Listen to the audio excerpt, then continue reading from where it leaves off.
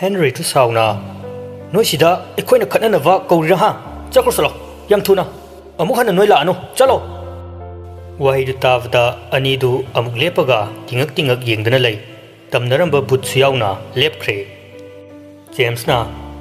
lau loisina ba tose noi tumina leirano Johnny na loisilo ngairvane khoi James na as noisina maro nama picture noi ani tawraga amase phau natrati upai leiroi chalo tongsang na as kada jaino hingcha bini sidi pura picture na samphoiba yam kanbani sathi khra bu nupi ne Henry du sauna haire e put oiraga put amaki radi noi si jokro chalo nasak singdo yingning de tongsang du makhwang metlaga kari ai but tongsang ne ai togi yango picture kirup yenglaga ita nang tongsang na come on samphapi ani du ina thokre aduga mapanda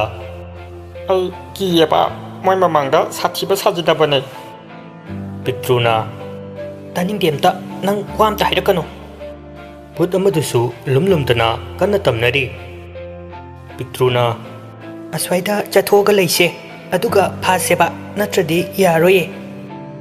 haibuga tawuga ani duna chensilaga farami lengano lengati nasamdu maina thadokani thembi du khangboi kai voi noi ani nasam khara yawe to loina keningbra tongsang na namaga thamlaga mai sai phare thor onoi but thembi du James me am changdana nam khotna tawraga nanthok pungam dunava lairon kaya ama solaga fari James na nang hangera haloira thembi na ai sungan haloi ai loina hatkani wahidu tavda Henry na tairin masa achobo ama kadai daginu khangde pusilaga pangkanda kalai hangera haloira ha chalo yam thun chalo thembi du sukto aga ayo chaba sire Henry na chatkera chaloira nang hujik mai tharaga hatorobni thembi du kina adula de to puthoro natradi ai chatloi wahi du tavda mayam du kari tawudavnu haifa khangdre moina chatnawa kaya ama tawrabasu kemta ngamlamde kuk nupi duna ikoi hujik po kai thongnia kai dau toina tawrisibo tompokna leire lairik shagai fasing do dustbin da soidana yarom nige wahi du tavda mayam du khara ama tawraga thiba amuk chanai machet singdu pura aga samjinnawa kanna honari James na mawong matu singdu loina taklami maram asina karisu soidana lairik tu mapung phakre thembi masadu niklavani mayam du danganglaga tamthiva saklon kaya ama uttuna ki halli adubu James na yam hai singna lairik tu sanava loisili thembi magi mahan famda hallo haiva yadre asi fawbada James na nang aikhoi bu loina hat ke hairo ha phare hat ke so halo aigi thawai se pura ko chatkro mayam se santi phangni hairabudi mayam duna koingang budagi thembi su nungai rak thro male tapna hairei yare se ai chatlage ado nang hayeng wai siraka ai ngai ramuko aikhoi ani anoba sangsar ama semna ba James ta mayam duna yenglei yare hayu haiduna tawra iba mawong tuda James nokfet tawna mangak tu hoi haiduna nomlami thembi du nungai tada mayam da yenglamlaga toro tongsang ai chatlage noi ai bu warau nuko aina phataba khaya tawkhraso tongsang na warau bi but ibema nang aina ne thengna bada nungai ni khangni tana picture na mathang thengna bada ne nang aina mai thani haisni thembi su mahan famda han khre mayam du yamna ingna chikna leire hojikte tumba chavada oirbasu mipainadre adumak oinasu kivadi loina kinari maram asina makhoi room amada tharga pulap tumlammi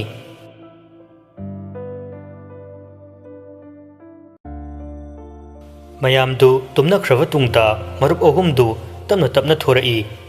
picture ga tongsanga wari tawdana leiri tongsangna adune halba aigi amasitaki moi ojado adu oina crush oire picture na ꯑꯩꯗꯤ ꯈꯔ ꯁꯥꯊꯤꯕ ꯅꯨꯄꯥꯗꯣ Henry ꯍꯥꯏꯕ꯭ꯔꯥ ꯑꯗꯨꯗꯣ ꯌꯥꯝ ꯄꯥꯝꯃꯦ ꯇꯣꯡꯁꯥꯡꯅ 이베마 아이 풍독비게 ꯄꯤꯛꯇ꯭ꯔꯨꯅ ꯆꯠꯂꯨ ꯑꯥꯗ ꯉꯝꯃꯔꯣꯏ ꯑꯩ ꯑꯅꯤꯗꯨꯅ ꯉꯥꯡꯅꯔꯤꯉꯩ ꯇꯥꯂꯛꯇꯨꯗ ꯖꯣꯅꯤꯅ ꯑꯣꯏ ꯑꯩꯒꯤ ꯋꯥꯔꯤꯔꯥ ꯅꯣꯏ ꯑꯅꯤꯅ ꯁꯥꯟꯅꯩꯗꯣ ꯍꯥ ꯇꯣꯡꯁꯥꯡꯅ 이마이 기레다 이붕어 나짜디고 조니나 kay warino noy na sanay do ha tongsang na 쳤다우레나 사나리바니 James tap na tongsang Victor noy ani su nahan famda halo ekoi noy bu amok ko na unavalake tongsang do nungai tana 아이디 ngasi yam kapningi khangde Jonina mai sai ai nang bu amuk unava soidan laktoini fazana chalo ko Henry na chalo noy ani su thuna chalo kuina lerano Petruna ai di kamaina chatoino yaroye noy na thindradi ai chatpa yaroi wahai du tafta moi ahum do amu matha sarami James na aduri tongsang nang chalo madi leurasano tongsang du kappaga 아이디 민웅시 아마타 야우다보 나트로 짤라기 아이 Johnny du prap changsilaga mai sai ngai kho tongsang piroi na ba midyang kaloina na nungsina Johnny deng lai Johnny na layama puthora e aduga ngasidi aigi nungsi khudol oina nangi na pada chinbirake tongsang su harauna 진비요 luktharaga Johnny na chinbire e kainaram dai mikupta tongsang na 짤라기 아이 파모바 아도 너기 오자도 아기 크라스니코 다코이랑도 Johnny du saugulai o aina leiga chinlaga nang tongsang na sakta시가 한코 짤레 바이바이 asi hairaga tongsang du chong dana chatkhre Johnny na but mana ingonda hangko kaina isang sangkhai phibam siga Henry na Petro nangdi aikhoiga wadu loif ka nangte tongsang do amu paisilaga हिमा आइ कावे है साथीबा नंग आइखोय संफाबिना याम ngawjabane haibane mayam du ingangak na yengnei Petro di ikaibna loire magina kanda yepiwa yong tupi du upaga ranpi nang nungai ni tongsang su nok tana chatkhre aina nanggi propose tawirabane goodbye Henry na yangakpada Petro du ikaibna lore Johnny na put chingchina kit mahele he nupa da chopasi gyan gamami he put bread manba icha isu ga podi loire he idi Henry du tapna nupa phangdawaki sikhiwa kangbu soidana oiramgani moisi James na Petro nang lehoro hayeng aikhoi ka ada matam khara chachiko Petro du ikaina mangak tu khaknomi aduga chatkhre Henry na haifet yengwada Petro su yengai michana rure Petro ikai mandana hotana chenki Henry noklaga chani pura phibam amani Jonina hai yong tu bi upe nangi masamdu aina muk sembini ko ahum du su amuk tapna changlak aga tumkhre Henry tu ngakna macha nangna hangkhai kaida leruge nupi macha aduna ipong aibu kari hayu haibano nang aibu thadoga chatkadra Henry na chatkani ai nangbu thadoga chatkani nupi macha adu kaplaga kekinu ipong aibu nuksitrabo Henry na nungsiwa haibu wahi nangi semjin sajin bado ai taningde aina semjin sajin ba amata laite ai ipung yam nungsiye aibu nungsiraga karigi aingonda nangi nasak loliwa ai nangi nasak udradi ai nangbu thadoga chatkiniye Henry ke anam kanwa matau kayana nupi macha du upai leramde magi wa amatta tavide phare ai ki sakse uhalage ngasi uriba sakphamse nang adumak ningsinggadra ningsingani ai soidana ningsingani oithoye ningsingba haiba waise oithoi Henry du saugulai ai nangi sak yenge havne nangi sakpham aingonda uhalo nupi macha du magi sakpham ke ku fonglakle Henry mamitu lauthurei angakpa fangna fazarava saktamni tava tavarava chimbal koiraunava misna aniduna pukning huna yenglakpada thamoi changjo pathogle mitpan mayada thungliva sambru masina ningolgi fazava hapnare Jonina fajai he dudia nang ningsinglibo Henry tu nokfet tawraga asukkuiba matamasa ma aigi manglanda laktrabane aduga ngarangi aigi manglanda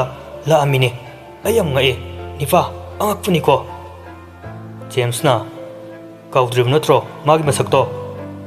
Henry mamitu chena uisilaga kaudri adubu sum mamsilae aina wakhalse kitang choithokpoda adum kauddo mansile bai James na adudi ayeke hairo magi sakfamdo Henry na mawng matu singdu punnamak James ta hairaga yakhalli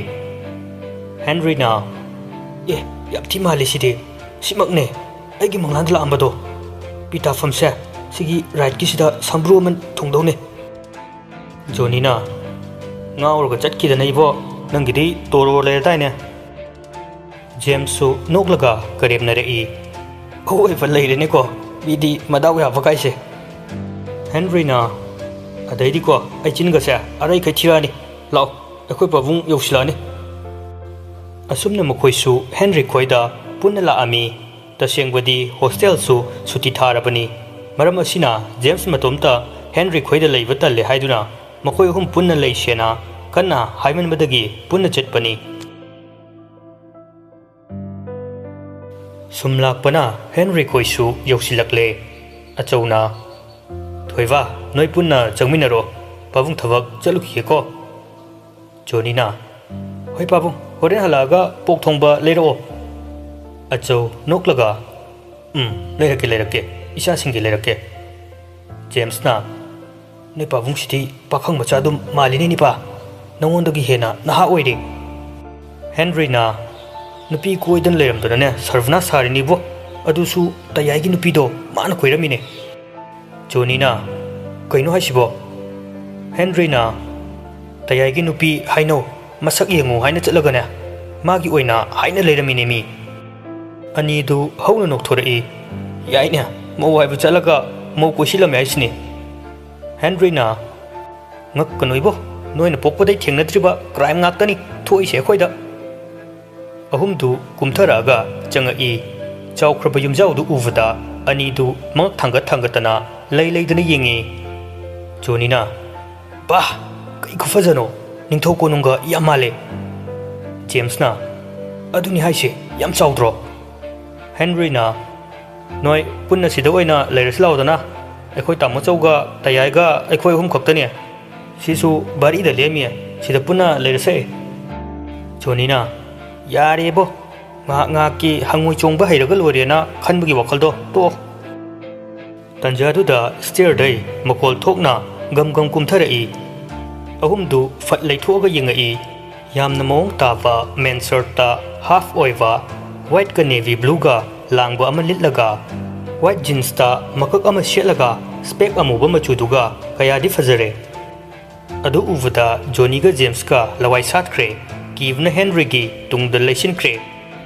khudang da siriva gari da haifet yenglaga makhut ani du pocket ta humjilaga changsilai James Johnny natro ani du di kivna hoi haina mangaktu nomlami Henry na tamcha ani se pok thongba chani hai tamucho korukwa du da ngakna ani du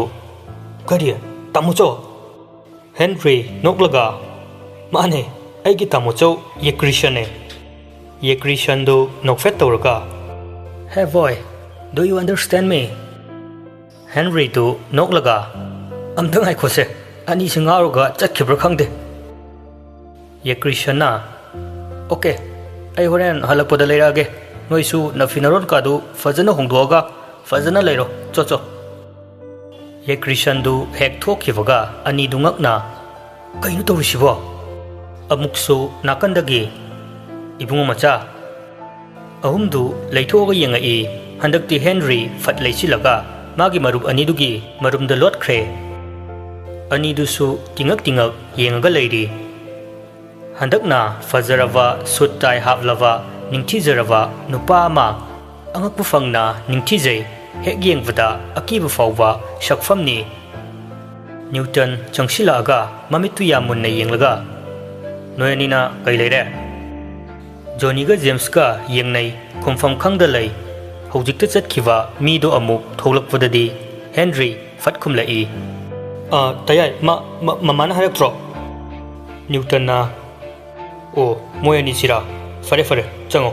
lamen tu hen baga tawra diko aibu fate haino si hairam laga thokre ngasi gi tawriyo matawsi ani du punga henga i karino haiwa kyanta de jonina kaino hujki dubo pura xerox copy nina chapmana dro kemta khena de mi sakto James na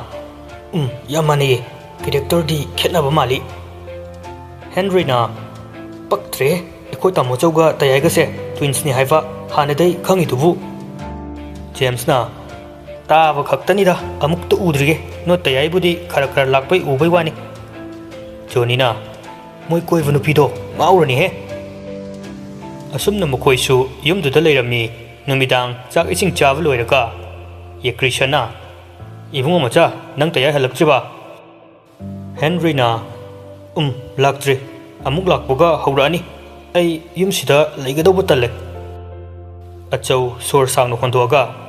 yare to ose tumina leiro tumnaro amuk uradi haurani haivga nang haude Newton mayu ngaurga changa ami masa fawba lepangam boi ngam do boi tawraga ye Krishna yaima kaino nang na khalisa ha Newton na tamo chauda aina kai dawraga tamo chaudo na migi nupi huranba nupa nate ai wahidu tabda anidu karino haina yengnari imungdu ingna chikna santi daga leiva nate tawriva laurivadu mathong maramga amata khangba nate achaudi wa amata ngangde tumina leithoga chatke tawi Newton na ngaikho hanuba senjau paiba pakhangsa ba achau machagi wahidu tabda ikaire karibu hairakadoino haifa khanfam khangda tumina chatkre Newton du nungaitana relava natro noi aina sigi phibam je leiraga noi nungairo leimana yaima nangbu khajikta kyan taru kai doboke nupi macha amagi dabakta nang tawribasi kaino Newton adai da leiramba pochei singadu koichai chakhairei taningde ai amata taningde somda pictrudi lumaga yengduna leiri karino moina tawrisibo koka ngawi da idi magi khonjel se ai kaidano mata khreda sigi hanuba sisu ani sidi phaibok oira male sakka se chamana ye Newton na iyamba ipa kaina cho ai yam ti tuka chego noi makhaga tade mamitu lauthoga kaino sidi huranba ma changai siwa huranba mayam dungakna mana makut thili du yengi adubu kanasu leiramte leimana nang ngauraga chatawraba kaino se chango ima chakpu silage nangi katha Newton mamitu amuk nei amuk pang tawraga natte ne aibu aigi michina oirane kaino natte da aseng bani haujikido yong tupi upi ama sida leirambani da wahidu tavada ahumdu lawai satkre pakhatna Henry na tayai tumuro thengi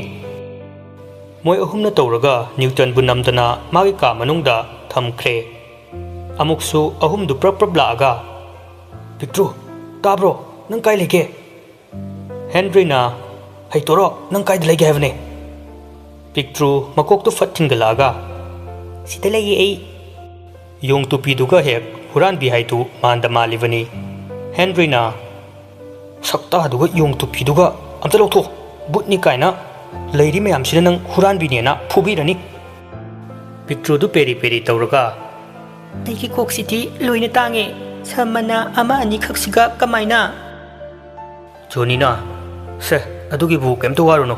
angangi medis kartura kaino upsalo Victor na medi uptoi ba isa Johnny na natraga bora khawma nakok tium chalo aduga punsilo kainu khangdemi Henry na ꯑꯩꯅ ꯕꯣꯔꯥ ꯃꯆꯦꯠ ꯃꯆꯦꯠ ꯁꯦꯒꯥꯏꯔꯒ ꯅꯪꯒꯤ ꯁꯝ ꯇꯨꯕꯤꯅꯤ ꯀꯩꯝ ꯈꯟꯒꯅꯣ ꯖꯦꯝꯁꯅ ꯑꯁ ꯋꯥꯊꯤ ꯇꯧꯗꯅ ꯂꯩꯔꯦ ꯄꯤꯛꯇ꯭ꯔꯨ ꯅꯪ ꯀꯣꯏꯊꯣꯛꯊꯣꯛꯑꯅꯣ ꯇꯨꯃꯤꯟꯅ ꯃꯆꯤ ꯑꯃꯗ ꯂꯩꯌꯣ ꯋꯥꯔꯁꯨ ꯋꯥꯅꯅꯦ ꯃꯇꯝ ꯈꯔꯗꯤ ꯅꯪꯅ ꯑꯗꯨꯃꯥꯏꯅ ꯁꯥ ꯁꯥꯔꯒ ꯂꯩꯔꯗꯤ ꯀꯃꯥꯏꯅ ꯇꯧꯅꯤ ꯄꯤꯛꯇ꯭ꯔꯨꯅ ꯑꯩ ꯚꯨꯠꯅꯦ ꯃꯤꯉꯣꯟꯗ ꯈꯔ ꯇꯝꯅꯒꯦ ꯇꯧꯅꯤ ꯍꯦꯟꯔꯤꯅ ꯌꯥꯔꯦ ꯚꯨꯠ ꯃꯥꯟꯕꯤ ꯇꯣꯛꯑꯣ ꯁꯤꯗ ꯂꯩꯔꯤꯈꯩ ꯇꯝꯅꯕ ꯌꯥꯔꯣꯏ ꯑꯁꯨꯝꯅ ꯃꯌꯥꯝꯗꯨ ꯇꯨꯝꯅꯈ꯭ꯔꯦ ꯐꯅ ꯊꯦꯡꯂꯕ ꯀꯥꯟꯗ ꯄꯤꯛꯇ꯭ꯔꯨ ꯊꯣꯛꯂꯛꯑꯒ ꯌꯨꯝꯗꯨꯒꯤ ꯑꯀꯣꯏꯕꯗ ꯊꯝꯃꯤꯕ ꯄꯣꯠꯁꯤꯡꯗꯨ ꯂꯣꯏꯅ ꯌꯦꯡꯉꯤ ꯑꯗꯨꯒ ꯏꯃꯥꯏ ꯀꯌꯥꯗ ꯐꯖꯈ꯭ꯔꯕ ꯌꯨꯝꯅꯣ ꯑꯩꯅꯒ ꯃꯧꯒ ꯑꯣꯏꯔꯗꯤ ꯑꯩꯗꯤꯕꯀꯣ ꯇꯥꯂꯛꯇꯨꯗ ꯅꯥꯀꯟꯗꯒꯤ ꯋꯥ ꯉꯥꯡꯕꯒꯤ ꯈꯣꯟꯖꯦꯜ ꯈꯔꯁꯨ ꯇꯥꯔꯛꯑꯝꯃꯤ ꯄꯤꯛꯇ꯭ꯔꯨꯅ ꯑꯦ ꯅꯨꯄꯥꯅꯤ ꯅꯨꯄꯥ ꯇꯝꯅꯔꯨꯒꯦ ꯈꯪꯅꯤ ꯄꯤꯛꯇ꯭ꯔꯨ ꯇꯞꯅ ꯇꯞꯅ ꯂꯥꯛꯑꯒ ꯂꯨꯝꯃꯒ ꯌꯦꯡꯉꯤ ꯌꯦꯀ꯭ꯔꯤꯁꯟ ꯋꯥꯔꯤ ꯁꯥꯔꯤꯕꯗꯨ ꯎꯔꯦ ꯑꯩꯕꯨ ꯃꯁꯤ ꯅꯨꯄꯥꯁꯤ ꯀꯗꯥꯏꯗꯅꯣ ꯎꯈ꯭ꯔꯦꯗ ꯌꯦꯀ꯭ꯔꯤꯁꯟꯅ ꯍꯣꯏꯕ ꯐꯔꯦꯁꯦ ꯊꯝꯃꯒꯦꯀꯣ ꯒꯨꯗ ꯅꯥꯏꯠ ꯑꯃꯨꯛ ꯊꯣꯡꯗꯨ ꯀꯣꯛ ꯀꯣꯛ ꯊꯤꯜꯂꯤ ꯌꯦꯀ꯭ꯔꯤꯁꯟꯅ ꯀꯅꯥꯅꯣ ꯄꯤꯛꯇ꯭ꯔꯨ ꯇꯨꯃꯤꯟꯅ ꯑꯃꯨꯛ ꯂꯩꯈ꯭ꯔꯦ ꯉꯥꯏꯍꯥꯛꯇꯪ ꯂꯩꯔꯒ ꯑꯃꯨꯛ ꯁꯥꯅꯤꯟ ꯈꯔ ꯄꯤꯕ ꯍꯧꯔꯛꯑꯝꯃꯤ ꯌꯦꯀ꯭ꯔꯤꯁꯟꯗꯨ ꯀꯤꯅ ꯀꯅꯥꯅꯣ ꯍꯥꯏꯕꯅꯦ ꯃꯥꯅ ꯑꯗꯨꯝꯅ ꯍꯥꯏꯔꯒ ꯅꯣꯛꯄꯒꯤ ꯈꯣꯟꯖꯦꯜꯀꯗꯨ ꯇꯥꯍꯜꯂꯝꯃꯤ ꯌꯦꯀ꯭ꯔꯤꯁꯟꯗꯨ ꯀꯤꯅ ꯏꯃꯥ ꯏꯕꯨꯡ ꯃꯆꯥ ꯁꯤꯗ ꯑꯝꯇ ꯂꯥꯛꯑꯣ ꯃꯥꯅ ꯀꯤꯕꯗꯨ ꯎꯔꯒ ꯄꯤꯛꯇ꯭ꯔꯨꯗꯤ ꯍꯔꯥꯎꯖꯔꯤ ꯑꯩꯁꯦ ꯁꯥꯗꯤ ꯁꯥꯊꯤꯕ ꯖꯥꯠꯅꯤꯅꯦꯀꯣ ꯀꯤꯔꯤꯅꯦ ꯃꯁꯛꯁꯤ ꯏꯐ ꯐꯖꯈꯩ ꯊꯣꯛ ꯀꯣꯏꯁꯤꯜꯂꯗꯤꯀꯣ ꯃꯥ